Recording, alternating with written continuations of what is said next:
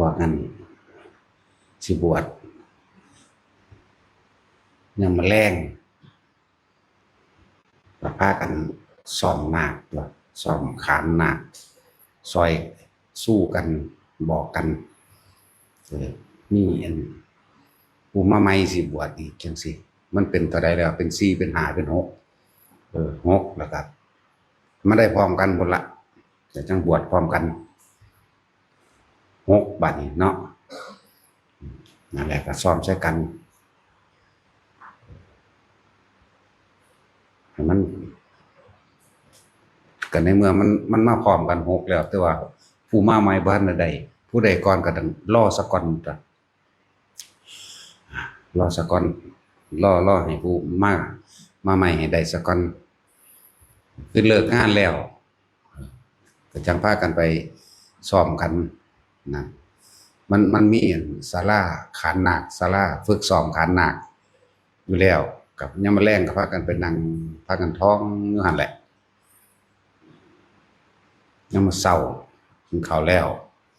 พากันเฮ็ดงานซะก่อนเฮ็ดเวียกซะก่อนบ่แม่นไปตั้งหน้าตั้งตาเอาแต่อันเดียว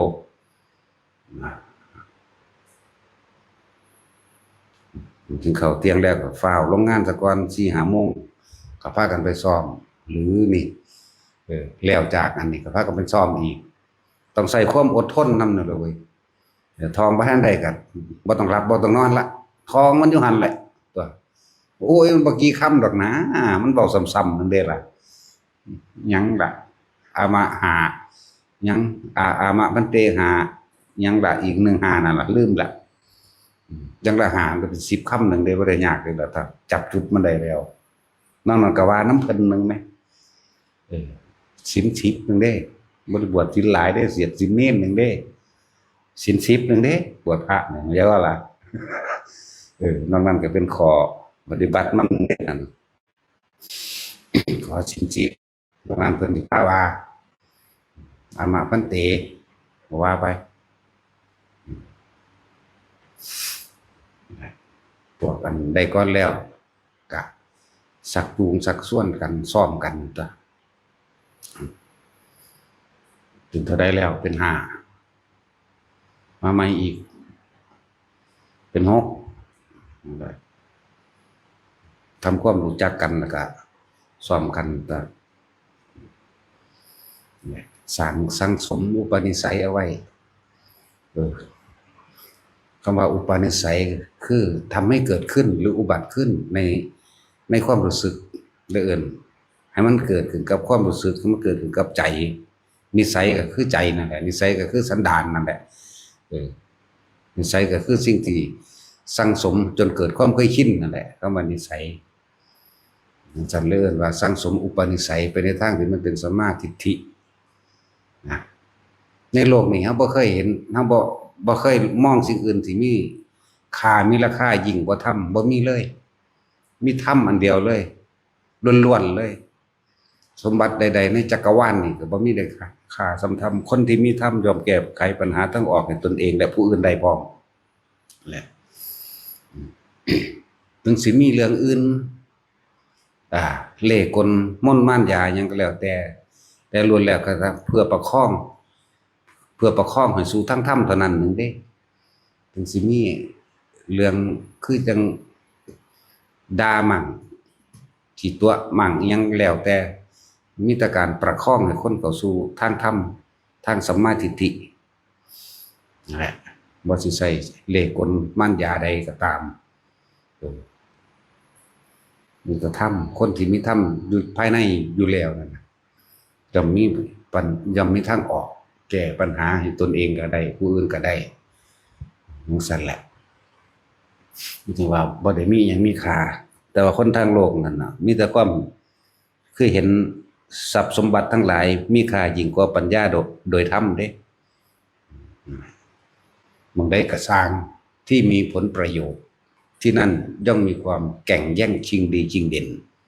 ด้วยความเห็นแก่ตัวมึงได้ที่มีผลประโยชน์ย่อมมีการแข่งแย่งชิงดีชิงเด่นด้วยความเห็นแก่ตัวอยากได้สิ่งทั้งหลายแล้วน่ะมาเป็นสมบัติครอบครองไว้เฉพาะตนทุกอย่างก้าวจึงมีแต่การวางแผน สามารถสิฆ่าล้างทำลายกันได้เลยพวกนี้พวกบ่ได้เห็น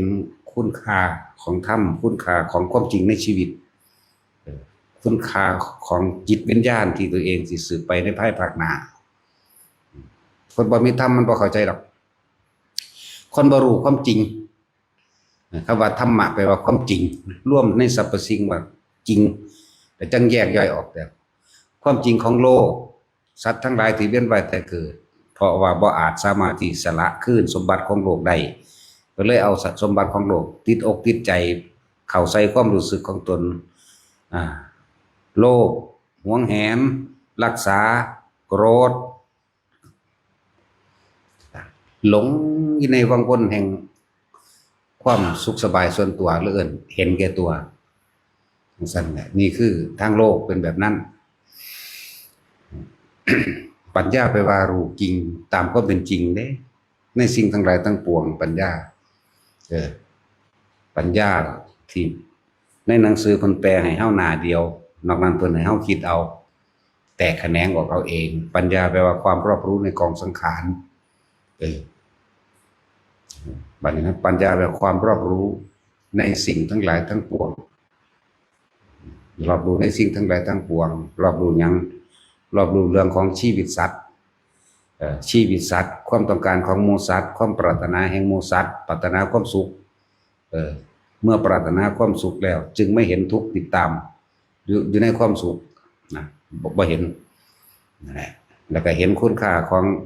โลกียสมบัติทรัพย์สินเงินทองต่างๆเครื่องอำนวยความสะดวกสบายและสุดท้าย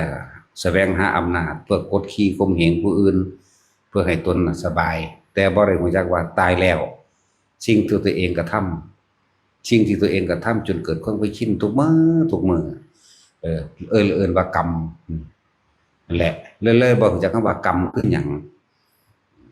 พวกบ่ได้ศึกษาคำสอนพระพุทธเจ้าจริงๆบ่แม่นหนทางแห่งพุทธะบ่แม่นหนทางของผู้รู้จริงๆบ่จักได้กรรมคือหยังกรรมเข้าใจว่าผู้อื่นดลบันดาลให้บางพวกก็บ่เชื่อเลยว่าสิ่งที่ตัวเองกระทำไว้นั้นย่อมกลับขึ้นมาสนองตัวเองทั้งที่มีชีวิตอยู่และหลังจากที่สิ้นชีวิตไปแล้วเด้บ่ฮู้จักเด้พวกนี้ที่ว่าตายแล้วไปเลยพวกอุเฉททิฏฐิว่าบุญบ่มีบาปบ่มีพวกมีความเห็นผิดว่าบุญบ่มีบาปบ่มีเกิดมาเพียงแค่ชาติเดียวจะเฮ็ดหยังเฮ็ดไปโลดตายแล้วก็แล้วมีอุเฉททิฏฐิพวกสัตตทิฏฐิก็เข้าใจอีกอย่างหนึ่งว่า76กัปแล้วก็สิ้นทุกไปเลยเป็นนิพพานเองดอกนะพวกสัตตทิฏฐิพวกนี้มีความเห็นผิดทั้งหลาย บ่เข้าใจดอกอันที่เว้าอันเท่านั้นอีช่วยเชทิฏฐิสัตตะตะติติหยังบุว่าล่ะเนาะตัดสินให้เว้านำเดี๋ยวนี้ก็เว้าบ่ถูกให้เว้านำก้นเดี๋ยวนี้ก็เว้าบ่ถูกอีหยังนะมันซั่นแหละนั่นแหละเฮาจึงเว้าภาษาที่ให้ผู้คนเข้าใจง่ายแท้ที่จริงก็ออกมาจากภาษาธรรมภาษาบาลีภาษาพุทธเจ้าอะไรแต่เฮาเว้าภาษาเฮาถ่ายทอดออกจากสิ่งที่รู้ที่เห็นตามความเป็นจริงที่ตัวเองเห็นเองเฮาสิบ่อ้างแต่คำพระพุทธเจ้าอย่างเดียวบ่แม่นว่าเฮาสิอิหยังก็ว่าแต่พุทธเจ้าว่าพุทธเจ้าว่าเด้เฮาก็เห็นเอาเองเฮาก็ว่าเอาเองก็ได้เด้อล่ะแต่ว่าเฮาก็อาศัยคำแนะนำของเพิ่นนั่นแหละเราตถาคตเป็นแต่เพียงผู้บอกทางนั่นแหละเฮาก็เดินตามทางที่เพิ่นบอกบัดนี้เฮาก็นำสิ่งที่เฮาฮู้เฮาเห็นมาเว้าให้ฟังซั่นถึงบอกว่า บ่มีอิหยังสิมีค่ายิ่งกว่าธรรมดอกแม้นเฮาสิเฮ็ดผิดโดยทางโลกเขาเข้าใจว่าผิดก็ผิดแต่ว่าโดยภายในหัวใจของเฮาเองมันทั้งมีสิ่งหนึ่งเพื่อที่จะนำน้องเข้าไปสู่สัมมาทิฏฐิคือหนทางแห่งธรรมหนทางแห่งประคองผู้คนหลอกลวงหรือเป็นกุศโลบายเพื่อให้คนเข้าสู่สัมมาทิฏฐิเพื่อสิเห็นความจริงของทุกชีวิตสรรพสัตว์นั่นเองคำว่าปัญญาเพื่อจะให้เห็นตามความเป็นจริงของโลกเห็นตามความจริงของสิ่งทั้งหลายทั้งปวงที่มันมีความเกิดแบบใดดับแบบใดประกอบกันเกิดขึ้นมาแบบใดนั่นสิกุศโลบายนะ ในการมาน้อมนำให้ทุกคนเห็นตามความเป็นจริงปัญญาความรอบรู้ในกองสังขารนี่เพิ่นแต่บาลีเพิ่นแปลไว้ว่าปัญญาความรอบรู้ในสิ่งทั้งหลายทั้งปวงสังขารกับทั้งหลายทั้งปวงนั่นแหละบ่ว่าสิเป็นวัตถุกายสังขารรูปสังขารหรือจิตตสังขารเป็นความคิดมันนี่ก็แม่นเบิดเลยสิ่งทั้งหลายทั้งปวงตามความเป็นจริงนี่แหละความจริงสัตว์ทั้งหลายที่ยังมาเกิดเวียนว่ายแต่เกิดเพราะความเห็นแก่ตัวยึดติดในทรัพย์สมบัติต่างๆยึดติดในรูปรสกลิ่นเสียงสัมผัสอารมณ์ความรู้สึกต่างๆเป็นเหตุเป็นปัจจัยมาเกิดเพราะว่าความบ่รู้ในความปรารถนาสุขทั้งหลายจึงเป็นเหตุเป็นปัจจัยคิดไปในทางที่เข้าข้างตัวเองแล้วเอิ้นว่าปุญญาภิสังขารมั่งเวลาโกรธเวลาโมโหก็ได้คิดไปทางหลายแล้วเอิ้นอปุญญาภิสังขารมั่งทั้งสองอย่างนี่เรียกว่าเนยชาภิสังขารเป็นความเข้าใจผิดคิดว่าแต่ว่าในหนังสือเพิ่นแปลไว้ว่าเข้าใจว่าเข้าสู่อรูปฌานเรียบร้อยแล้วจะเป็นนิพพานนี่เพิ่นแปลให้หน้าเดียวแต่ว่าเฮาสิแปลให้หลายๆหน้าหลายๆทิศหลายๆทางหลายๆนัยยะหลายๆข้อคิดและเป็นปัจจัยให้มันเกิดนามรูปนามเวทนาสัญญาสังขารวิญญาณว่านามคือความรู้สึกนั่นเองถ้าเฮายังมีคิดถึงรูปบุคคลผู้ใดผู้หนึ่งอันเป็นที่ตั้งแห่งจิตนี่มันเลยเกิดเป็นนามรูปเกิดนามแล้วก็เกิดรูปมีการจุติเข้าไปสู่ขันธ์มารดาแล้วนี่เมื่อออกจากขันธ์มารดาแล้วมาเห็นโดยนั่นแหละก็เอิ้นว่าเป็นปัจจัยบังเกิดอายตนะก็คือประตูอันการรับรู้ต่างๆมีตาหูจมูกลิ้นกายใจอายตนะจึงเป็นเหตุเป็นปัจจัยให้เกิดผัสสะคือกระทบสัมผัสรู้สึกนะพอใจทั้งตาบ่พอใจทั้งตาบ่พอใจทั้งหูพอใจทั้งหูนั่นแหละผัสสะก็ดีมีความพอใจและไม่พอใจเกิดขึ้นในตาในหูจมูกด้วยรูปด้วยรสในกลิ่นในเสียงก็ว่าไปแหละจึงให้เกิดเวทนาเห็นบ่เวทนามีความรู้สึกพอใจกับไม่พอใจมั่งและอุเบกขาเวทนาส่วนมากบ่ค่อยมีนอกจากคนปฏิบัติจึงสิเข้าใจจึงสิรู้นะเวทนาเป็นปัจจัยมันเกิดตัณหาเมื่อมีความรู้สึกว่าพอใจแล้วมันก็อยากเมื่อมันอยากแล้วมันก็เป็นตัณหา3กามตัณหาภวตัณหาอันเกิดก็เกิดจากการกระทำคือกรรมของเฮาเองลุ่มหลงรูปรสกลิ่นเสียงกับกามตัณหาไปหาภวตัณหาคือเก่าแหละอันว่าส่วนความบ่พอใจในสิ่งที่ตัวเองมีแล้วเอิ้นว่าวิภวตัณหาตัณหา3นี่เข้าใจบ่นี่แล้ว ตัณหาจึงเป็นปัจจัยให้มันเกิดอุปทานนั่นบ่ตายพิบๆรถดอกบักห่านี่ก็เลยเฮ้ยแหละตัณหาคือความอยากอุปทานคือความยึดมั่นถือมั่นยึดมั่นถือมั่นในหยังในรูปในรสในกลิ่นในเสียงในสิ่งที่ตัวเองยินดีและพอใจนั่นแหละเพิ่นจึงบัดนี้เมื่อตัวเองยินดีพอใจขึ้นมาแล้วก็เลยว่าเอาความเห็นเจ้าของแหละเป็นใหญ่หยังว่าซะเป็นใหญ่เพราะว่าหยังจากสิ่งที่ของที่ได้ยินได้ฟังได้รู้ได้เห็นและได้เป็นมาก็เลยยึดไปเลยตามความพอใจนะเห็นว่าทิฏฐุปาทานศิรพัตตุปาทานกามุปาทานและอัตตวาทุปาทานเนี่ยอุปทาน4ความรู้สึกแหละอุปทาน4ก็เลยที่จริงนั่นแยกความละเอียดให้ฟังซื่อได้จริงแค่ความรู้สึกที่พอใจและบ่พอใจน่ะอุปทานที่บัดนี้หายากคำว่าอุเบกขาหายากเนาะอุปทานเป็นปัจจัยให้เกิดหยังบัดนี้โอ้ชื่อได้จังน้อยแล้วบาดนี่ในรอบ10 ปีพบกับกามภพรูปภพและอรูปภพนั่นเห็นบ่แยกอีกให้มันเป็นเด้กามตัณหาภวตัณหาวิภวตัณหาก็ยังรวมอยู่จุดเดียวแม่นบ่พอใจในรูปในรสกลิ่นเสียงกามะนี่ความพอใจแม่นบ่ล่ะนั่นแหละกามตัณหาภวตัณหาเลยเข้าไปสู่ภพนั้นๆวิภวตัณหาแม้เข้าไปสู่ภพนั้นแล้วก็บ่พอใจอีกบ่พอใจในสิ่งที่เจ้าของมีได้พ้นเนาะนั่นแหละอันนี้คือภพนี่แยกได้บ่นี่แยกตามอารมณ์เด้คำว่าภพเด้อกามภพนี่มีหยังแน่มีมนุษย์มีสัตว์เดรัจฉานมีสวรรค์นรกเปรตมันนี่กามภพเข้าใจบ่นี่ทางสั้นกามภพรูปภพคือหยังหมู่ภพทั้งหลายนั่นแหละอรูปภพคืออรูปภพนั่นเองนั่นแหละ เมื่อมีภพแล้วมีการเกิดแมันบ่สัตว์เกิดแล้วมีหยังต่อไปบัดนี้เออเนี่ยแหละเกิดแล้วก็ชรามรณะโศกปริเทวทุกข์อุปาญาตต่างๆเป็นสั่นเกิดแล้วก็มีแต่แก่แต่เจ็บแต่ตายเท่านั้นแหละพวกเจ้าเอ๋ยมีเท่านี้เนาะ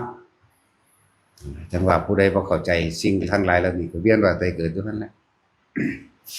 จึงบอกว่านี่คือปัญญาแปลว่าความรอบรู้ในกองสังขารตามความเป็นจริงในสิ่งทั้งหลายทั้งปวงบ่ว่าสิเป็นโลกิยะปัญญาหรือโลกุตระปัญญาเห็นสัตว์โลกเกิดหรือโลกุตระโลกิยะปัญญาสัตว์โลกเกิดแบบนี้พอมีความคิดแบบนี้ยึดติดแบบนี้เห็นบ่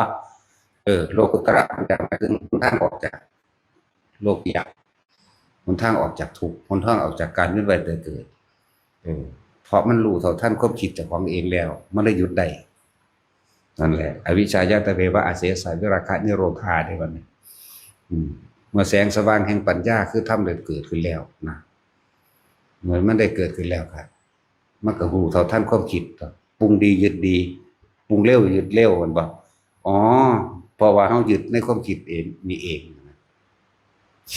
และจังว่าให้ทุกคนพยายามควบคุมความคิดได้มันก็หยุดดับ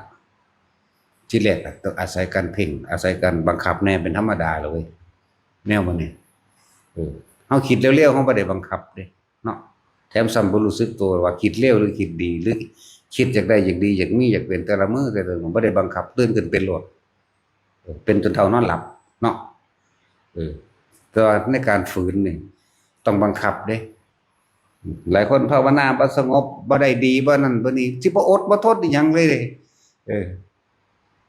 เพิ่นก็ไปท้อแท้อ่อนแอบ่มีบุญบ่มีวาสนาบ่มีหยังสั่นจังซี่ไปบ่มีก็สร้างสู้ก็ไปเกิดใหม่นั่นแหละกูบอกทางซื่อเนาะบอกให้ซื่อๆเด้บ่อดบ่ทนบ่หยังก็จังก็ไปตายเกิดแล้วตายอยู่หั่นจักล้านๆสงไขหรือโกรธล้านๆสงไขโกรธลองเบิ่งกันนะมันสิซ้ำใดวะเนี่ยหลายคนบ่เข้าใจฮอดคำว่ากรรมมันก็เกิดจากจิตเจตนาที่เฮาคิดจะมีอารมณ์เกิดพร้อมนั่นแหละกรรมเวลาคิดเรื่องนั้นเรื่องนี้มีอารมณ์พอใจยิ้มหัวอยู่ผู้เดียวนั่นแหละเกิดแล้วเด้นั่นพบเกิดแล้วเด้นั่นน่ะเกิดจากความคิดที่บ่พอใจคนผู้นั้นผู้นี้ศูนย์อยู่ผู้เดียวนั่นแหละกรรมเกิดแล้วนั่นแหละพบเกิดแล้วเป็นอารมณ์นั่นแหละอารมณ์พอใจกับบ่พอใจนั่นแหละพบมันเกิดส่วนอุเบกขาแต่ว่าบ่ทันได้ลึกล้ำเข้าไปสู่เห็นสังขารุปเบกขาได้ก็จะเกิดเหมือนกันแต่ว่าเกิดในพรหมจักบ่ได้อันนี้เดินก็ละเอียดเข้าไปอีกจักหน่อยจึงบอกว่าทุกคนหาเครื่องอยู่สักก่อนที่แนะนำที่สอนที่บอกเสมอนี่แหละอานาปานสติรู้ลมหายใจเข้าออกมีอาการปิติเกิดขึ้นแต่ว่าเฮามาตั้งไว้โดยวิธีการของเฮาเองเลยว่าเฮาสร้างกรรมฐานขึ้นมาอันหนึ่งเพื่อเกิดความเข้าใจง่ายก็เลยว่าเฮาสร้างฐานที่ตั้งแห่งจิตหรือฐานที่ตั้งแห่งการกระทำอันนี้คือกรรมการกระทำก็คือกรรมหยังกรรมฐานที่ตั้งแห่งการกระทำนี่ลมหายใจนี่กับอุณโลมเอาน่วงนิ่มๆอยู่นี่เด้อนี่คือวิธีที่เฮาถนัดนะเขาถนัดแบบนี้เขาก็สอนแบบนี้บอกแบบนี้บ่ได้ยืนยันตายตัวว่าต้องแบบนี้อย่างเดียวอย่างอื่นบ่จริงบ่แม่นแล้วแต่เขาเจ้าถนัดแนวใดเขาเจ้าก็สิแนะนำสั่งสอนไปตามทางที่เขาเจ้าถนัดอื่นว่าเอตทัคคะหรือว่าเลิศไปในคนละทางกันนั่นว่าซั่นแหละแต่จุดหมายปลายทางมีอันเดียวกันละอาสวะขาดจากอารมณ์ความรู้สึกที่มีความขาดจากอารมณ์ความรู้สึกที่ยังคล่องอยู่บ่มีหยังคล่องเลยเฮ็ดจังได๋สิขาดได้จังซี่แล้วเนี่ยปัญหามันเฮ็ดจังได๋สิขาดจากอารมณ์ที่ยังคล่องอยู่ก็อานาปานสตินั่นแหละซะก่อนนั่นล่ะลมหายใจทรงฌานเจริญฌานโดยอานาปานสติการรู้อยู่กับลมหายใจมันก็เป็นฌานแล้วเด้นั่นจักบ่มันแปลว่าเพ่งอยู่ในลมหายใจแล้วจักบ่บัดนี้องค์ประกอบของฌานเลยเอาอาการปิติมาเกิดนี่เพียงแค่ปฐมฌานสิเพิ่นว่าความสงบได้แม้เพียงชั่วขณะลัดข้อมือเดียวหรือ เพียงแค่ขณะเหยียดแขนออกคู่แขนเข้านี่ก็ในวันหนึ่งเราก็กล่าวว่าเป็นผู้ไม่ห่างจากฌานบัดนี้อานิสงส์ที่ว่าจะกล่าวไปย้ายกับบุคคลผู้ทำให้บ่อยทำให้มากทำให้จริงทำให้เป็นดุจดังอย่างเขาย่อมไม่ตกต่ำเป็นธรรมดาเห็นไหมเนี่ยตกต่ำเลยทรงชาติเป็นแต่เลื่อนชาติเป็นจะพึ่งเบาเรื่องเขาเอาทรงเอารักษาไว้ซะก่อนเนาะทรงกับรักษานี่คือรู้ลมหายใจกับอุณาโลมเกิดนึบอยู่นี่เท่านี้นี่เด็กแต่ว่าจังซี่ความรู้สึกแบบนี้เลยในคำเบานี้นั่นแหละนี่ยังเป็นปฐมฌานแล้วปิติอย่างอื่นในหายางเบาย้ำเบาซ้ำอีกที่หนึ่งถามหลายๆอันใดมันบ่ถือครับจากของในความรู้สึกหนึ่งอันนั้นน่ะก็พากันแตกแขนงขยายความออกไปหรือว่าสิเป็นอันนี้นอแน่นะเว้ยเนาะอันนี้ถามว่ามันถือเจ้าของขั้นดากว่าจังใดก็สิว่าไปเนาะก็สิเอาเบิดตัวอันตัวแนวปานนั้นเว้ยโอ้ยกูก็เงินหลายเนาะ ขั้นดากแม่นบ่ก็สิว่าอีกว่าโอ้ยเนาะ มันเย็นเป็นน้ำแข็งน้ำขาน้ำกระตุกเป็นน้ำเนื้อนั่นก็เว้าอยู่เรื่อยๆก็สิมันถือเจ้าของผู้เดียวนั่นบ่คนที่มีสตินึกถึงระลึกถึงลมหายใจเข้าออกบัดนี้เว้าโดยร่วมใหญ่ซะก่อนเว้าร่วมใหญ่ซะก่อนบ่ทันเน้นๆก็มาในจุดที่เฮาแนะจุดที่เฮาถนัดหรือที่พวกเฮาพากันตั้งหลักสูตรขึ้นมาก็ว่ามันตั้งหลักสูตรดอกแต่ว่าเพื่อเกิดความเข้าใจซื่อๆรู้ลมหายใจเข้าออกและมีอาการขนพองสยองก้าวเรียกว่าขุทกาปิติขนลุกขนขิ้งลุกวูบๆวาบๆมองได้มองนึงจังซี่นี่คือปฐมฌานแล้วในปฐมฌานสิเว้าตามอาการปิติ5นี่ขนลุกขนพองสยองก้าวหรือขนขิ้งลุกประกอบกับลมหายใจเข้าออกอยู่เรื่อยนี่เรียกว่าปฐมฌานโดยอาการขนพองสยองก้าวขนขิ้งลุกเป็นฌานที่1เหมือนกันเข้าใจป่ะนี่ฌานที่2รู้ลมหายใจเข้าออกเกิดอาการจุบอกในข้ออิ่มตื่นตันขึ้นมาเหมือนร้องไห้นี่เป็นฌานที่1เหมือนกันแต่เป็นปิติที่2ปิติที่3รู้ลมหายใจเข้าออกมีอาการโยกดังว่านั่งอยู่ในอ่างน้ำโยกริมๆลึกๆกันนะโยกซ้ายขวาหน้าหลังนี่เป็นอาการปิติที่3แต่เป็นเพียงแค่ปฐมฌานอาการจากอาการปิติที่4คือมีแสงสว่างเกิดขึ้นเรียกว่าโอกันติกาปิติแสงออกตั้งสี่ก็มีเอาค่าคืบก็มีออกค่าศอกก็มีวาบขึ้นเลยก็มีปิ๊บๆแป๊บๆก็มีเกิดปุ๊บๆปั๊บๆข้างหลังก็มีแม้กระทั่งเสียงแม้กระทั่งกลิ่นแม้กระทั่งยังก็แล้วแต่ที่ในลักษณะที่เหมือนกับว่าตาเห็นนั่นน่ะนั่นแหละเรียกว่าโอกันติกาปิติพวกนี้ก็เป็นเพียงแค่ปฐมฌานนี่คืออาการของฌานที่1แต่ว่าที่เอาอาการปิติต่างๆมาให้ทุกคนไปแตกแขนงเอาเด้อคือว่าถ้ากูถือแบบนี้อันนี้คืออันนี้โลดแม้บ่แม่นเพิ่นเว้าถือแต่ของเจ้าของนะปิติที่5ในปฐมฌานคือมีความรู้สึกว่าคล้ายกับกายลอยขึ้นพองขึ้นหรือลอยขึ้นนี่ปิติที่5ของปฐมฌานเห็นว่านี่วิตกคือรู้ลมหายใจเข้าออกประคองเอาไว้ปีติเกิดนั่นแหละเรียกปฐมฌานปีที่5ก็บอกไปแล้วบัดนี้มันจับหลักบ่ได้คนจับหลักบ่ได้เฮาก็เลยหาวิธีที่ให้มันเป็นฐานที่ตั้งคือจับจุดเอาให้มันได้นะก็เลยใส่วิธีเหลือบตาดูปลายจมูกหายใจเข้าหายใจออกสิใส่คำบริกรรมควบคุมความคิดก็ได้หายใจเข้าพูดหายใจออกโทอยู่ควบคุมมันไว้ไว้มันคิดจักไหมเมื่อมีลมหายใจเข้าและลมหายใจออกเกิดขึ้นแล้วที่นี่เฮาใส่วิธีมื่นตาเหลือบตาลืมตาเหลือบตาดูปลายจมูกตัวเองก้มนิดหน่อยเพื่อเป็นที่สบายตาบ่ให้มันเป็นเงียงนั่นแหละแล้วก็สิมีความรู้สึกอันนึงนิ่มๆนวลๆนึบๆอยู่ระหว่างกลางคิ้วหรือกลางหน้าผากนี่เป็นปฐมฌานความรู้สึกอื่นๆแม้นมันสิเกิดแทรกซ้อนพามาก็สร้างให้เข้าใจซะว่าอันนั้นคือปิติเข้าใจบ่ล่ะบางทีก็นึบๆอยู่นี่แต่ว่าคนลุกก็มีปลื้มน้ำตาไหลก็มี เนิบเนิบอยู่กลางหน้าผากนี่ปึ้มน้ำตาไหลก็มีขนขิ้งลุกก็มีโยกก็มีเห็นแสงวับวับแวบๆก็มีคล้ายๆกับกายร้อยขึ้นก็มีนั่นคือปิติมันซ้อนกันขึ้นมาแต่ว่าเฮาสิเอาจุดเดียวก็คือหน้าผากเฮาเองนั่นแหละให้ทุกคนจื้อไว้จำไว้แนมจังบ่สงสัยคือว่าล่ะว่าบ่ค่อยใส่ใจปานใดดอกใส่ใจตัวเองเด้อใส่ใจตัวเองอ๋ออันนี้เพิ่นว่าเป็นปิติพุทธกายปิติขนลุกตัวนี้แต่เฮาก็ยังมีนวงๆอยู่กลางหน้าผากเหมือนเดิมบางทีมันก็โยกซ้อนกันขึ้นมาแม่นบ่ล่ะบางทีมันก็มีเสียงกระซุบกระซิบเสียงสวดมนต์ก็มีเสียงของเสียงกลองก็มีอ๋อนี่คือแค่มันเกิดแค่ปิตินึงดอกพอบ่ต้องไปหาเจ้าของเสียงบ่ต้องไปอิหยังกับมันนี่เลิ่นว่านี่คือปัตตมฌานผู้ใดได้แค่ปัตตมฌานหรือแม่นเพียงตายแค่ปัตตมฌานน่ะเลือกเอาเลยปริสัจจาปโรหิตาและมหาพรหมาพรหม3ชั้นใช่บ่นี่ถ้าผู้ใดทุติยฌานเด้ก็ไปพุ่นอภัสราไปหาชั้น6ชั้น7ใช่บ่ล่ะตติยฌานเด้ไล่ลงมาเลยถ้าชั้น11ลงมาพี่จักบ่ล่ะชั้น4เฮาบ่จักเว้าถึงปานใดดอกจักบ่บ่เว้าถึงก็เลือกได้เหมือนกันนั่นแหละ แต่มันยากอยู่ดอกคนที่ตายในชั้น4นั่นน่ะมันมีแต่1 2 3เท่านั้นแหละบ่มีบ่ได้เข้าตายมีแต่ออกมาตายเท่านั้นแหละจักบ่ล่ะแม่มันเข้าได้ปานนั้นบ่กระดาษ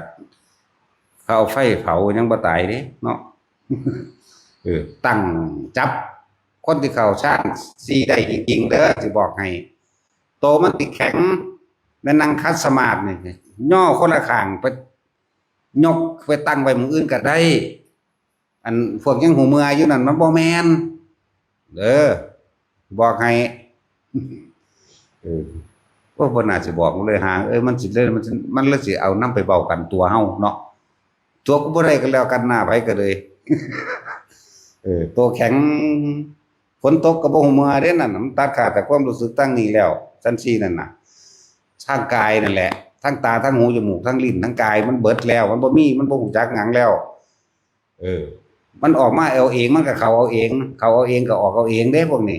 มีบ่ได้ตั้งใจเข้าได้เด้ถ้ามันคาคิดตั้งใจเข้านั่นเจตนายังมีอยู่มันต้องหยุดคิดมันถึงจะเข้าได้นั่นแหละมันเป็นนั่งอยู่เขาเอาไปตั้งเครื่องน้ำไว้ก็บ่เป็นหยังเด้นั่นน่ะโอ้เว้าเว้อไปบ่มีผู้ใดพอปานนั้นดอกบ่มีผู้ใดสิซ้ำนั้นดอกเนาะมันเอาไฟมาหยุดอยู่ใกล้ๆมันก็เมื่อเด้แต่ก็บ่เป็นหยังอีกแต่ว่าล่ะองค์ชาติรักษาอยู่มรรคสิทธิฌานหนทางอันนี้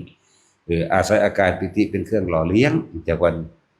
อาหารใจมันมีอยู่แล้วแล้วก็ในตัวนี้สิครอบคลุมเฮาไว้เองดอกครอบคลุมกายเนื้อเฮาไว้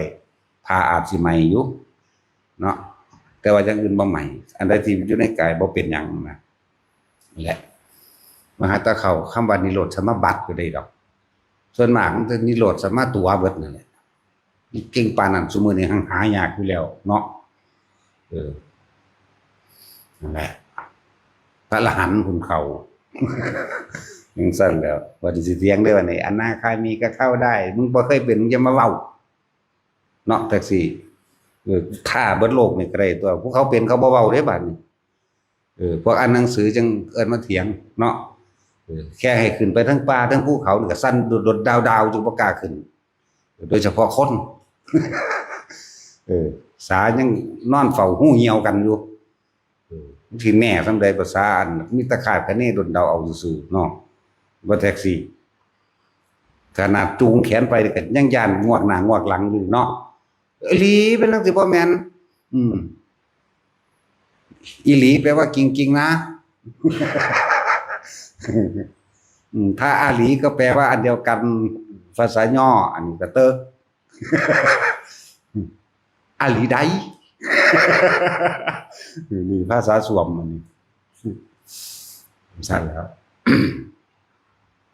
ขนาดว่ามันคือแน่นั่นเนี่ยถ้าจูงแขนใจน้ำเฮาเนี่ยยังย่านทั้งหลังพวกที่ว่าเก่งๆนั่นโอ้ยกูจะหัวบ่เคยอยู่ผู้เดียวน้ำป่าน้ำดงฝนตกฟ้าห้องเป็นแบบใด เขาระงับความคิดได้แบบใดเขาอยู่กับเครื่องอยู่ของเขาแบบใดมีแต่กินแต่หน้ากาศต้องจังซั่นต้องจังซี่กูอยากให้มึงต้องเด้มากูไปอยู่เป็นหมู่ก็ได้เออ หลายอยู่เด้ขนาดว่าบวชมาแล้วว่าบ่ย้านหยังคันเว้นเด้มันเบาบ่ย้านว่าซั่นบัดกลางคืนไปนำกันเฮานั่งอยู่แต่เฮาเองมื้อมาขึ้นมาแม่งขี้กูแล้ว ที่ขี้หัวเข้าเฮาไว้แล้วโอ้ยออกนี้ถีบมันตัวนี้ ฝุ่นหงายลึงไว้พุ่นโอ้ยบาดกันว่าบ่ย้านว่าซั่นไม่ขี้หัวเข้าเฮาไว้แล้วมึงเด้ จังซั่นแหล้วมีเบิดที่ว่าเก่งๆนั่นเก่งแต่ปากแต่ความจริงมันบ่เป็นดอกคือเถียงให้เขาชนะซื่อๆขนาดบวชแล้วเด้นี่2-3ไร่พุ่นเด้ไปเฮาภาวนาไปตอนกลางเว้นนี่สบายวับผมเห็นนั่นเห็นนี่เบิดจังซั่นจังซี่ไปยามแลงก็ไปเฮาว่ามันคือหยังติดกูแท้ มันแต่มันย้านเห็นบ่ล่ะมืดเข้าเนาะย้านได้บัดเนี่ยโอ้ยเฮาก็ข้าวเดียวแล้วสิพอนาทีบ่เฮาก็ตั้งของเฮาไว้อยู่แล้วจักประมาณชั่วโมงนึงตั้งไว้แล้วก็ลืมทิ่มไปเลยมันก็เข้าข้าวเดียวพอจะออกมาขี้กูแล้ว 3พุ่นนี่ธรรมดาบ่แม่มึงบักหนึ่งอยู่ทางนี้บักหนึ่งทางนี้บักหนึ่งกอดหมู่ไว้อีกโอ้ยเมื่อขึ้นมาก็ถีบทันตัวบัดนี้ปานนั้นว่าย้านคำเว้ากวนพระอรหันต์หีแม่งถีบหงายหลังมันตัวธรรมดาถีบจริงๆเด้ มันสั่นแหละนัดว่าบวชได้นั่นจกเบิ่งในยามจกเบิ่ง น้ำแอวแม่มีแต่ของขังโอ้บทอรหันต์ไง เดี๋ยวคือความจริงเราต้องยอมรับความจริงในตัวเขาเองนะการโกหกผู้อื่นทั้งที่บ่เป็นความจริงในตัวเองนะหลอกลวงตัวเองซ้ำตื้มเข้าไปอีกคูณ2ของเดียวธรรมดาเดียวฝึกไปก็ดีฝึกเอาฝึกนี่ก็ได้แก้ตนได้สมบัติทั้งหลายแล้วนี่โจรลักไปบ่ได้เป็นอันตรายพอพระราชาบ่ได้เป็นอันตรายพอน้ำท่วมบ่เป็นอันตรายจากทั้งที่มนุษย์และมนุษย์ทั้งหลายไฟก็ไหม้บ่ได้น้ำก็ท่วมบ่ได้ฟ้าก็ผ่าบ่ได้แผ่นดินถล่มก็บ่สูญหายไปไหนเกี่ยวกับอริยสมบัติทั้งหลายเหล่านี้เวเธอมันสิติดไปในอุปนิสัยติดไปในใจติดไปในทุกภพทุกชาติเฮาเกิดไปแต่เฮาบ่พ้นว่าแต่มีผู้เปิดให้ปั๊บรู้ปั๊บตัวเด้แม่นบางภพบางชาติที่ไปเกิดมาบ่มีพระพุทธเจ้าสอนก็สร้างเป็นเอาเองเด้ถึงเวลามันอย่าว่าล่ะเหมือนกับ บางภพชาติที่พระราชาพอตะฮู้ว่าเจ้าของผู้หมอกปั๊บออกบวชเป็นฤาษีโลดเด้เนกขมะทันทีบ่เกิน7มื้อได้โลดฌานสมาบัติ8โลดจังซั่นสำเร็จอภิญญา5โลดนั่นเพราะว่าของเก่าเขาเจ้ามีพระเจ้าว่าบอกนายช่างกระบกนายตัดผมให้แต่เห็นผมเฮางอกเพียงแต่เส้นเดียวให้ถอนไม้เฮาเบิ่งมันทั้งตัดไปผมงอกแล้วพระเจ้าข้าก็เอามาเบิ่งจับเบิ่งสะเทือนใจได้สิบอกให้บุบวาบเข้าในนี่โลดอ๋อนี่ชราและมรณะกำลังไล่ตอนเฮาสมควรจะทำที่พึ่งไปในภายสัมปรายภพหน้าให้แก่ตนปุ๊บก็จะออกบวชเลยเด้อาทิตย์เดียวสำเร็จโลดเพราะว่าเขาเจ้าสั่งสมไว้มากแล้วนี่เวลาสมัยที่บ่มีพระพุทธเจ้าสอนมันจะบัดนี้นั่นแหละเอิ้นว่าอุปะสิ่งที่อุบัติขึ้นเกิดขึ้นในสิ่งที่ตัวเองสั่งสมขึ้นมาถึงเวลาการควรเหมาะสมดีแล้วสร้างประโยชน์โลกซะก่อนบัดนี้ก็เหลือแต่ประโยชน์ตนได้นี่จังออกบวชบัดนี้มีคนเห็นคุณค่าก็ออกบวชทำก็เยอะแยะเด้เป็นหมื่นเป็นแสนก็มีนะนั่นแหละว่าพวกเฮานั่นน่ะ ให้ฝึกหัดตนเองนะบ่มีผู้ใดเฮ็ดให้กันได้อันนี้เป็นของไผของมันอย่างเฮาเห็นเฮาก็มีแต่สอนสามเณรน้อยๆจังซั่นจังซี่ว่าสังกิจจะสามเณรก็บรรลุอรหันต์7ขวบมั่งเนาะสุมาณะสามเณรก็อรหันต์7ขวบมั่งวัฒนกุมารวัตระสามเณรเหมือนกัน หลายองค์พอดอกสมัยนี้บัณฑิตมื้อนี้บรรลุจังซั่นจังซี่จะไปเว้าแต่ยอดมันหลายเขาเจ้าสั่งสมมาพอตายแล้วเด้นั่นน่ะตายแล้วตายอีกถึง1กสงไขแสนกลับพุ่นเด้นั่นน่ะมันธรรมดาเด้แต่เขาเจ้าต้องฝืนบัดสมมุติในระหว่างคือคนที่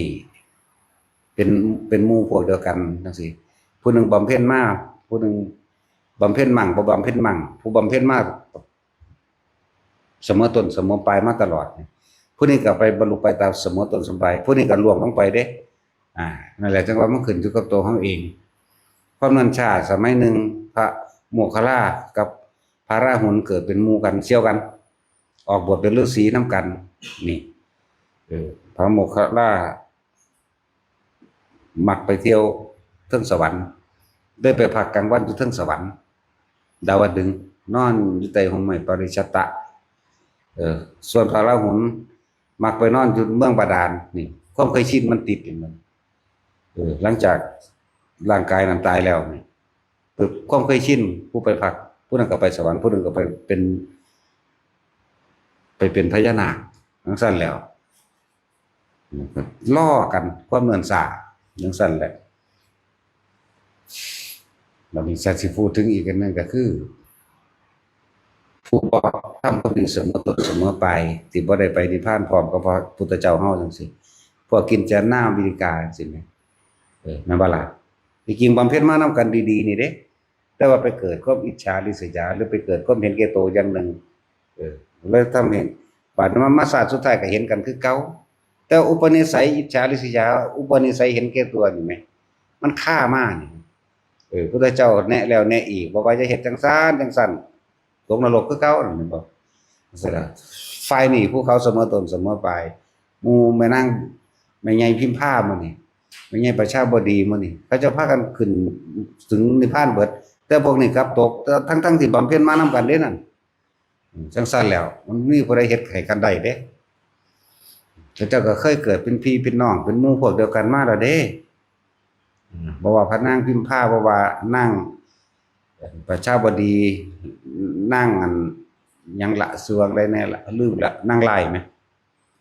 มีไผแน่คือนางลายลืมอีกแล้วนี่กินจมานาวิกาแล้วก็อีหยังอีกฮะเมียพระเจ้าอุเทนนะโอ้ยอีห่านี่มันคือชื่อยากแหละฮะนางมาคันธิยะชื่อยากเด้ชื่อคนเลวเฮาบ่อยากจำมันได้อีห่านี่มันอยู่ในนรกพุ่นเด้สิเอิ้นอีห่าสารเลวก็สิเป็นหยังเนาะมันบ่ได้มีบุญพอให้เฮาย่านจังเม็ดแหมเทวทัตกับบักห่านี่เพิ่นสิเป็นหยังสารเลวโคตรเลวทั้งตัวแม่นบ่ล่ะแล้วเฮาย่านคนมีธรรมย่านคนมีบุญย่านคนมีศีลเด้เฮาบ่ได้ย่านเด้คนเลวๆนั่นน่ะมันบ่ได้มีหยังมันบ่ได้มีค่าพอสิกลับมาทำลายเฮาได้อีกเด้มีแต่เฮาสงเคราะห์มันตัวขามันตายคนบาปเนาะสงเคราะห์คนบาปย่านมันบาปหลายเลยฟาดแมงก่อนก็ได้ตัวนี่แหละจนเฮานี่ย่านคนมีธรรมเฮาเคารพธรรมตามความเป็นจริงนั่นแหละย่านคนมีศีลมีธรรมย่านคนที่ทำประโยชน์แก่โลกประโยชน์แก่สัตว์ย่านอันนี้ให้ความเคารพเขาย่านเกรงกลัวต่อบาปที่ตะของสิไปเฮ็ดเขาเด้เพราะฉะนั้นย่านหวาดหวั่นกันข้ามกับคนที่มีศีลมีธรรมเพิ่นคนเลวๆเนี่ยมันมีพยานดอกเพราะกันก็เฮ็ดตำรวจมาฆ่าบ่เนาะทางโลกเขาก็เอาตำรวจมาฆ่าเพิ่นบ่จังซั่นตัวแต่ทางธรรมเขาก็เอาธรรมที่เหนือกว่าเอาความจริงมาฆ่าตัวการโกหกหลอกลวงหรือการต้มตุ๋นต่างๆพ่ายแพ้แก่ผู้มีสัจจะเบิดนั่นแหละแม่นบ่ซั่นพ่ายแพ้แก่ผู้มีสัจจะส่วนคนเลวคนพาลสารเลวทั้งหลายก็พ่ายแพ้แก่ทหารตำรวจก็เฮ็ดแนวมาปราบกันอยู่เนาะมันทำมันของคู่กันมันมีคู่ปรับคู่ปราบกันอยู่แล้วล่ะนั่นว่าทุกคนฝึกหัดให้ตัวเองมันเป็นผู้ใดบ่เข้าใจก็ฟังซ้ำเอาตัวเรื่องปฐมฌานทุติยฌานตติยฌานอันประกอบด้วยอาการแห่งปีติทั้ง5ก็บอกไปแล้วเป็นบ่ ปิติหาอย่างในองค์ประกอบแห่งปฐมฌานก็เว้าแล้วบัดนี้องค์ประกอบของทุติยฌานเนี่ยเฮาตัดออกแล้วเฮาเอาเฉพาะสิ่งที่เฮาคล่องหรือสิ่งที่เฮาถนัดเลยเอาว่าแม้นเฮาบ่ได้นึกถึงลมหายใจเข้าและลมหายใจออกแต่ว่าอาการนิ่มๆนุ่มๆอยู่ตรงกลางคิ้วกลางหน้าผากแทรกเข้าไปได้กระดานหน้าผากจักว่านี่ก็เป็นชั้น2แล้วบางทีก็ขึ้นไปถึงหัวเองเลยก็เป็นชั้น2เหมือนเดิมคืออาการปิติอื่นๆที่มาแทรกซ้อนกับสร้างในชั้น2ก็บ่ต้องไปสนใจอาการปิติอื่นๆเข้าใจบ่ล่ะบางทีมันก็ลงระหว่างทำกลางอกจังซี่ก็เป็นชั้น2และปิติทั้งหามาแทรกมาซ้อนเขาก็ให้จับเอาแค่ความรู้สึกในกายตัวเดียวนี่และตัวที่3บัดนี้สิบ่มีปิติอื่นอันแทรกซ้อนเด้สุขเอกคตาหมายถึงว่าสงบสิบ่มีอาการอื่นมาแทรกซ้อนโล่งๆโปร่งๆเบาๆสบายๆดีบ่ดีบางที่คิดยังบ่ออกอย่างว่าล่ะมาฌาน3ใช่ป่ะคำว่าสุขเอกคตาสุขเฮาสิไปเปรียบเอาแบบโลกบ่ได้เด้สุขอันเกิดจากความสงบสุขอันใดที่จะเสมอด้วยความสงบเป็นไม่มีบัดนี้เพิ่นจะคนบ่เข้าใจเพิ่นเรียกว่าสุขเอกคตาสงบเป็นเพียงอารมณ์หนึ่งเดียวสงบอย่างเดียวจักสิแปลซำใดอีกเนาะโว้ยบ่มีผู้ใดแปลซำเฮาดอกเว้ยสงบอย่างเดียวเลยเอิ้นสุขเอกคตานั่นภาษาบาลีเพิ่นสงบจังบ่มีความคิดต้องบ่มีอีหยังเด้องค์โลงจังซั่นโล่งๆโป่งๆสึงหลึงก็ว่าจังซั่นแหละส่วนชั้น4มันตัดมันเข้าเอาเองมันก็ต้องผ่านโดยลำดับมันอยู่แล้วล่ะในการฝึกหัด1 2 3ก็จังไป4อันที่4เฮาบ่ค่อยนิยมปานใดมันบ่ค่อยบรรลุปานใดเราก็บรรลุกระทั่งแต่ว่ามันเฮ็ดให้มีกำลังมากเกิดกำลังมากอยู่แม้แต่เพียงแค่คณิกะสมาธิเพียงแค่ปฐมฌานทุติยฌานนี่นึงนะผู้เขาเจ้าได้ดวงตาเห็นธรรมพวกเขาเจ้าเข้าใจลึกซึ้งพวกเขาเจ้าเห็นอนิจจังอนัตตาได้ก็ดีแต่ว่าอันตัว4ก็ดีอยู่ถ้าบอกไปแล้วมันจะเอายอดมันเนาะพวกเจโตวิมุตตินะหลุดพ้นทางความคิดคือว่าบ่มีแนวคิดได้นั่นเอิ้นเจโตจิตคิดบ่ได้เลยมีแต่รู้ว่าว่างอย่างเดียวออกมาแล้วจังเบาได้เด้จังรู้เด้อันนั้นว่างไปเลยเด้สั่นแหละอันนี้เฮาเฮ็ดตีคู่กันเด้อที่วิธีเฮาเฮ็ดอยู่นี่ทั้งสมถะและวิปัสสนาทั้งเจโตวิมุตติและปัญญาวิมุตติตีคู่กันพร้อมกันเด้นี่ผู้ใดมีปัญญาอันเฉียบแหลมเร็วเข้าใจเห็นความคิดที่มันเกิดมันดับเท่านั้นเด้คิดถึงผู้นี้นี่ไปเกิดกับผู้นี้แล้วคิดถึงผู้อื่นปุ๊บน่ะดับกับผู้นี้แล้วเกิดดับกับผู้นี้แล้วบัดนี้ก็ไปเกิดกับผู้นี้ก็ดับกับผู้นี้ใหม่คิดถึง100คนก็เกิดดับ100คนอยากว่าล่ะเฮาสิบ่เอาตัวใดตัวหนึ่งมาแสถ้าผู้ใดทรงฌานเจริญฌานไปแล้วเด้อในความรู้สึกน่วงๆนิ่มๆอยู่ระหว่างกลางหน้าผากของตัวเองหรือบางคนก็บ่มีแต่ว่ามีแต่ลมเลยคือมีความรู้สึกตัวอยู่ในเรือนร่างแห่งกายอันนี้อยู่ในนี่ล่ะเอาในลมอยู่ในหน้าผากนี่ไปแต่ว่ามีความคิดเกิดขึ้นคิดถึงผู้นี้เฮาสิเห็นมันคิดถึงผู้นี้เด้แต่ว่าเมื่อไหร่ที่เฮาดึงว่าตอนที่เฮาไปคิดถึงผู้นั้นกลับมาคิดเลยนะปุ๊บอาการปิตินี่สิหายออกความรู้สึกตัวสิหายออกเพราะเฮาสิไปมีความรู้สึกพอใจและไม่พอใจกับบุคคลผู้อื่นตราบใดที่มีความรู้สึกอยู่ในกายเจ้าของเป็นอุเบกขาเข้าใจบ่นี่บ่ต้องไปคุมบ่ต้องไปบังคับมันความคิดนะนี่มันเป็นเว้าขั้นที่2หรือขยักที่2แล้วเด้นี่แต่ว่าขยักแรกให้คุมซะก่อนนี่แหละจังว่าอย่าห่างครูบาอาจารย์อย่าห่างผู้เพิ่นแนะนำเด้อนะเว้าจังนึงคือคุมเว้าจังนึงคือบ่คุมเห็นมั้ยตอนแรกลมหายใจกับอุณาโลมมีอยู่หรืออุณาโลมมีอยู่แต่ความคิดมันไปตัวนี้สิหายปั๊บดึงขึ้นมาก่อนอุณาโลมขึ้นอีกหรือลมหายใจขึ้นอยู่จังซี่อีกไปอีกแล้วดึงขึ้นมาไปอีกแล้วดึงขึ้นมาดึงไปดึงกันไปดึงกันมาซะก่อน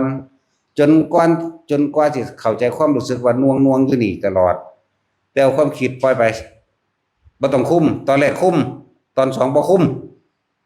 แต่เอาความรู้สึกตัวมาเป็นเครื่องยืนยันรับประกันตนเองว่าเฮานั้น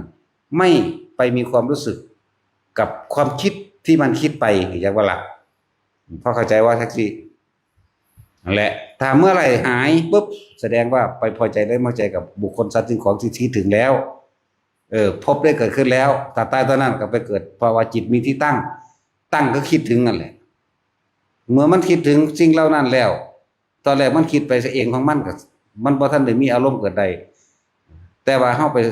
ไปคิดน้ำมันอย่างว่านี้ความรู้สึกพอใจหรือบ่พอใจกับบุคคลสัตว์สิ่งของอันนั้นนั่นแหละไปตั้งกับบุคคลสัตว์สิ่งของอันนั้นบัดนี้อารมณ์พี่เด้เป็นตัวพบพอใจกับไม่พอใจพี่เด้เป็นตัวพบจักบ่ล่ะตราบใดที่เฮายังมีความรู้สึกอยู่ในของเฮาเองมันยังเป็นอุเบกขาอยู่จักว่าล่ะยังเป็นอุเบกขาบ่อยมากจนชินจนจับจุดได้แบบปุ๊บบัดนี้เมื่อเห็นความคิดถึงหมาแมวหมูนกน้องน้ำก้นต้นไม้แต่ว่าเห็นมันคิดได้บัดบ่แม่นเฮาคิดได้บัดพี่ตัวสิเห็นเกิดดับแบบอ๋อจิตไม่ใช่เราขาดออกจากความเป็นเล่าเพิ่นเขาไปแล้วขาดออกจากเฮาบ่มีความรู้สึกเลยเอิ้นว่าขาดออกจากความเป็นอัตตาตัวตนเลยเอิ้นว่าเห็นอนัตตาจิตเลยเป็นแปรอนิจจังคือเกิดดับไม่เที่ยงไปหาผู้นั้นผู้นี้ลอยอย่างมันยังทุกข์ก็เกิดบ่ได้ตัวเพราะว่าเฮาบ่เอาความรู้สึกไปกับสิ่งที่คิดเพราะความคิดถูกรู้ถูกเห็นแล้วและบทนี้บทละเอียดอยู่ได้บาดนี่ในลักษณะอาการคนที่ฝึกจนชินเป็น2เป็น3หมายถึงชั้น1กับชั้น2กับ3ไปแล้วบ่จะเว้าเรื่องชาติมาได้วะคนที่มีความรู้สึกอยู่ในกายของตัวเองคนที่อยู่นี่ก็สร้างอยู่หัวก็ตามอยู่ตาบางท่ามกลางอกก็ตามเด้อความคิดที่มันคิดไปเลยมันจะห้ามบ่ต้องบังคับที่มันบังคับเพราะว่ามันอยากให้เป็นแบบนั้นเด้มันเลยเกิดอารมณ์บ่พอใจความคิดเจ้าของส่วนมากหมู่ภิกษุนักบวชทั้งหลายประมาทครูบาอาจารย์เจ้าของจะว่าล่ะมักสิดูถูกมักสิเปรียบเทียบใช่ว่านี่จริงแล้วว่าต้องถ้ายังมีความรู้สึกตัวจะปล่อยมันโลดจะไปบังคับมันถ้าบังคับมันเฮาสิเกิดอารมณ์บ่พอใจเจ้าของมันสิด่าเจ้าของมันสิตีเจ้าของพร้อมเด้นั่นแหละบ่เป็นตางงเนาะงงบ่แท็กซี่บ่งงดอกมันฟังอยู่ตลอดมันพอจับใจความได้อยู่แต่เฮ็ดบ่ได้ซื่อเห็นบ่ล่ะจับใจได้อยู่ได้เฮ็ดบ่ได้แหละเฮาเป็นทุกข์เพราะว่าเฮาควบคุมความคิดว่าคิดมึงคือคิดบ่ดีแท้แนวนั้นแนวนี้มึงคือคิดเลวกับเพิ่นจังซั่นจังซี่มึงซำใดมันศูนย์ในเจ้าของได้บัดนี้ลูกมาทำโทษเจ้าของก็มีเด้ตบเจ้าของก็มีโมโหเจ้าของบ่พอใจเจ้าของเพราะว่าไปควบคุมมันถึงขั้นนั้นแล้วบ่ต้องควบคุมดอกแต่ว่าสังเกตแค่ความรู้สึกที่อยู่ในกลางหน้าผากก็ตามหัวก็ตามทำกลางอกก็ตามปล่อยมันเลยปล่อยไปมันก็คิดไปของมันแต่ความรู้สึกตัวก็อยู่ในเฮามันเฮาสิกวาดตาดอยู่ก็ตามเฮาสิล้างบาตรเฮาสิเดินบิณฑบาตมันเฮาสิเฮ็ดหยังอยู่ก็ตามในทุกกิริยาอาการปล่อยมันคิดเลยความรู้สึกยังอยู่ในกายเฮาเหมือนเดิมปล่อยมันคิดไปคิดมากเข้าหั่งคิดหลายได้คิดหลายแต่ว่าบ่คุมคิดเลยว่าเฮาอยู่ในขั้นที่2แล้วขยักที่2แล้วเฮาสิบ่ควบคุมมันแต่เฮาเอาความรู้สึกตัวมาเป็นตัวรู้เฮาก็จะว่านี่มันก็คิดไปบาดมันเบิดความคิดมันดับปุ๊บเด้มันเบิดเอาเองเด้จังซี่เคยเป็นบ่ยังเนาะแล้วบาดมันหยุดเอาเองมันเป็นเอาเองเด้อันนี้บึ๊บว่างปึ๊ดถีบได้บาดแล้วว่างจากสิ่งที่ตาเฮาเห็นนี่แหละหูเฮาได้ยินพร้อมว่างคือมันคิดบ่ออกไหมแต่ว่ามันเห็นอยู่ได้ยินอยู่นี่ไหมแต่ว่ามันบ่ไปใส่ความคิดเห็นไหมปัจจุบันนี้บ่ไปใส่ความคิดเห็นว่าดีว่าเลวว่าผิด ว่าถูกว่าบุญว่าบาปควรบ่ควรบ่มีเลยบ่มีอิหยังนั่นแหละถือว่าเฮ้ยไปเถอะปฏิยุทธ์คิดสิ้นคิดก็ว่าหยุดปุ๊บเขามาเอาเองเลยนี่เป็นระบบธรรมดาปกติอันนี้แต่ทำให้บ่อยทำให้มากแล้วมันจะเป็นเอาเองเขามีหน้าที่รู้เนาะแต่ว่ามีอีกแบบหนึ่งบัดนี้หาเทคนิคมีอีกแบบหนึ่งความรู้สึกอยู่ในกายมีเหมือนเดิมแต่ว่าพอแต่ความรู้สึกหายออกปุ๊บให้สังเกตความคิดเมื่อกี้กูคิดถึงผู้นี้ก็จะว่านี่อีกแบบหนึ่งเด้เมื่อกี้คิดถึงผู้นี้ปุ๊บมันจะกลับมาเป็นความรู้สึกในกายว่างเหมือนกันลักษณะเมื่อกี้ก็จะว่าล่ะนี่เป็นระบบเทคนิคเด้นี่ที่บอกว่าพวกเจ้าจะจับความคิดได้บ่เมื่อกี้ความรู้สึกพวกเจ้าหายออกจากไสเมื่อมันหายออกจากแสดงว่าเจ้าคิดถึงผู้นั้นให้เจ้าจับว่าเมื่อกี้คิดถึงไผได้ให้เร็วได้นะพอตะคิดถึงปุ๊บดับปุ๊บนี่ดับคิดต่อได้แต่ว่าหังเห็นอยู่เสียงก็ของยินตาก็เห็น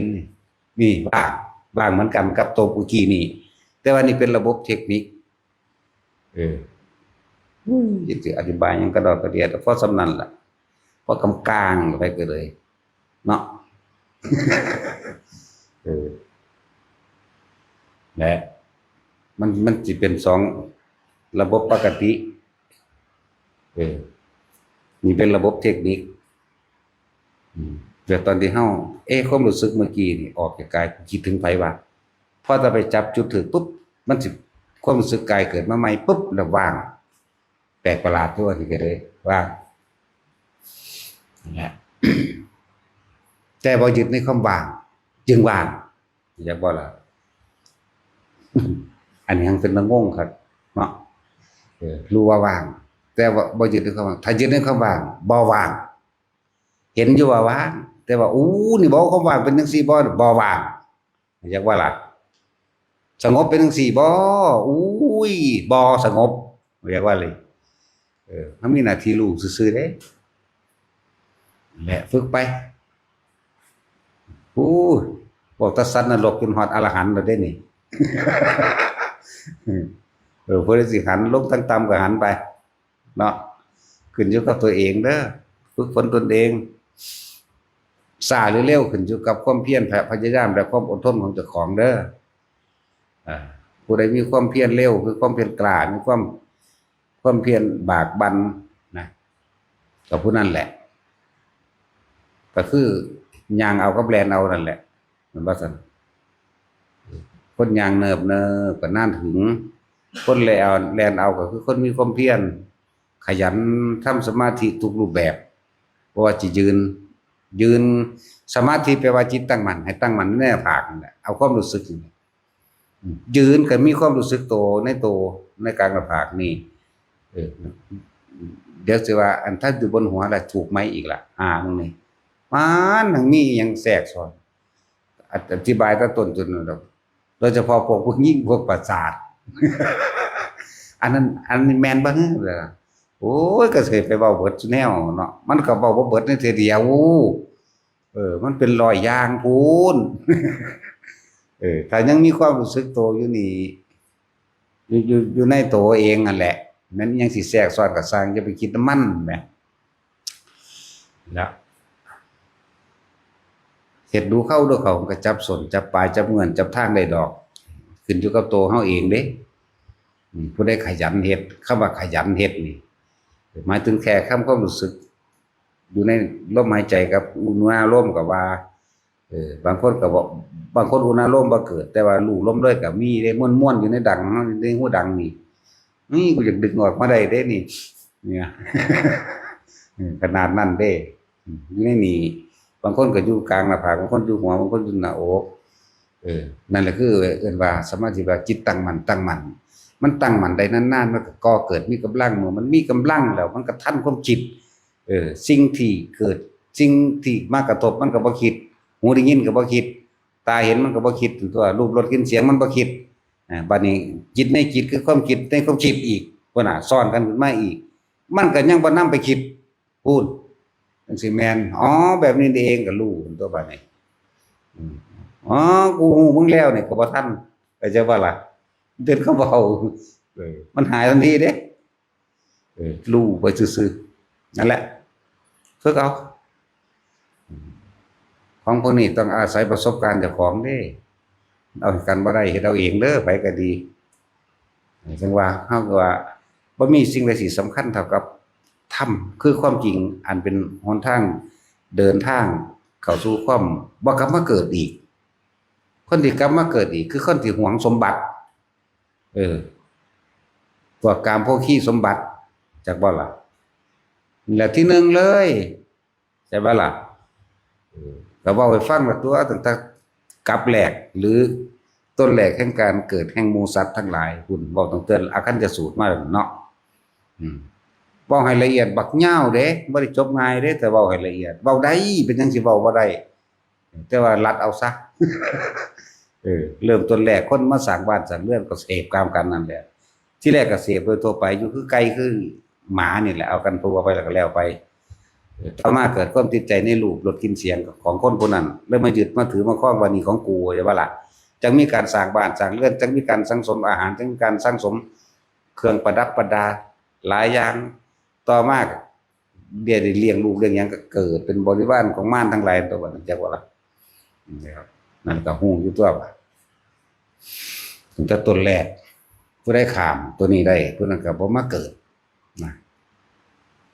ขามตัวเดียวนี่แหละละตัวเดียวนี่แหละบ่ถึงบ่ต้องเป็นดอกอรหันต์ว่าถ้า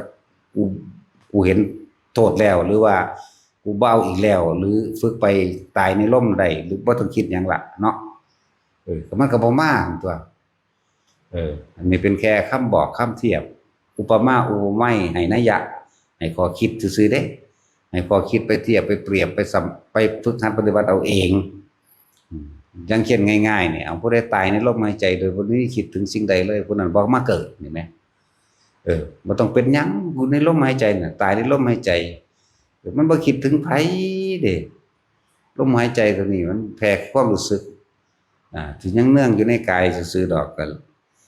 แต่ว่าถ้าเฮาไปคิดถึงนั่นบุคคลมันก็เป็นรูปร่างหน้าตาขึ้นมาโดดแล้วคิดถึงคนนั่นบ่คิดถึงงัวถึงควายก็เป็นรูปงัวควายขึ้นมาถึงเป็ดถึงไก่ถึงปลาคิดถึงเลือกสวนไรหน้าก็เป็นรูปเลือกสวนไรหน้ามโนภาพก็เกิดแล้วมันบ่ล่ะซั่นแล้วคิดถึงสิ่งใดเพิ่นเอิ้นว่าจิตมีที่ตั้งมันบ่ล่ะก็คือความคิดของเฮาไปคิดถึงนั่นแหละว่ามีจิตมีที่ตั้งเฮาคือบ่ตั้งจิตไว้ในกาย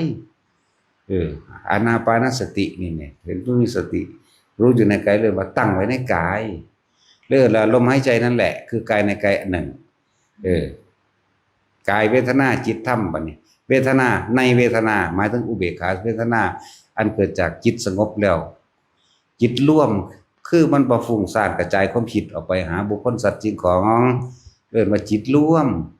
เวทนาในเวทนาได้เกิดขึ้นอันเกิดจากความมันไม่คิดไม่นึกมันก็เลยอาการปิติเลยแผ่ซ่านออกมาทางกายเฮารู้สึกได้จิตในจิตก็คือสติกำกับจิตกำกับไว้ใส่ก็กำกับไปได้กายเฮานี่แหละก็กำกับหรือควบคุมนี่แหละจิตในจิตเกิดท้ายถ้าสิเว้าโตมันสุดเลยจิตเห็นจิตเป็นมรรคดับทันทีเด้อย่างที่อธิบายเมื่อกี้นี่เฮามีความรู้สึกอยู่นี่พอตอนตัวนี้หายปั๊บเมื่อกี้กูคิดถึงผู้นี้ปึ๊บมันดับเลยนิโรธทันทีจังอธิบายไปแล้วนั่นแหละบ่ล่ะมันสิดับเลยเด้ดับคิดได้ว่ามันดับเรื่องอื่นคือจักว่านี่ทั้งที่เห็นยางอยู่ก็เป็นเด้เบิ่งวางไปเบิดเด้เราสรุปอาการของภายหลังสืบแต่ว่าตอนมันเป็นมันก็แบบนั้นนั่นแล้วฝึกไประบบเทคนิคเมื่อกี้นี่เข้าใจว่าล่ะเฮ็ดไปเรื่อยจิตเห็นจิตเป็นมรรคมันก็นิโรธเรื่อยๆคือมันบ่ให้เดินทางต่อแล้วตัดขาแล้วตัดขาออกเองแล้วนั่นแหละว่าสมาธินี่บ่ได้เกี่ยวกับท่าทางลักษณะเด้อบ่ต้องไปนั่งแบบรับตาบ่ต้องไปคือบ่ผูกขาดในกิริยาท่าทางยืนเดินนอนนั่งขอให้มีสติรู้อยู่ลมหายใจเข้าออกหรือบางคนก็เดินนอนนั่งก็ขอให้มีความรู้สึกตัวอยู่ในกลางหน้าผากมั่งกลางหัวมั่งอยู่ในทำกลางอกมั่งในรู้ความรู้สึกตัวมั่งแม้นความรู้สึกอันอื่นจะแทรกซ้อนผ่าอย่าไปหาความหมายเข้าใจว่า จะไปหาความหมายมันเฮาตั้งตัวนี้ไว้คนลุกฮึมันหยังเมื่อกี้นี่อันออกแล้วจะว่านี่คนลุกก็รู้โยกก็รู้เออ เห็นสารพัดนั่นสิ่งเกิดขึ้นก็รู้ได้กลินเหม็นและหอมหรือหยังก็แล้วแต่ก็รู้บ่ให้บ่ให้ไปบ่ให้ไปค้นหาสาเหตุเข้าใจว่านี่เกิดขึ้นจากหยังนอชื่อว่าหยังนอเอ้ามันดีหรือร้ายมันผิดหรือถูกนอแหมบ่ให้มีดีบ่ให้มีร้ายบ่ให้มีผิดบ่ให้มีถูกรู้สึกตัวอย่างเดียวพอที่จังซั่นแหละและ อ่ะสมาทาน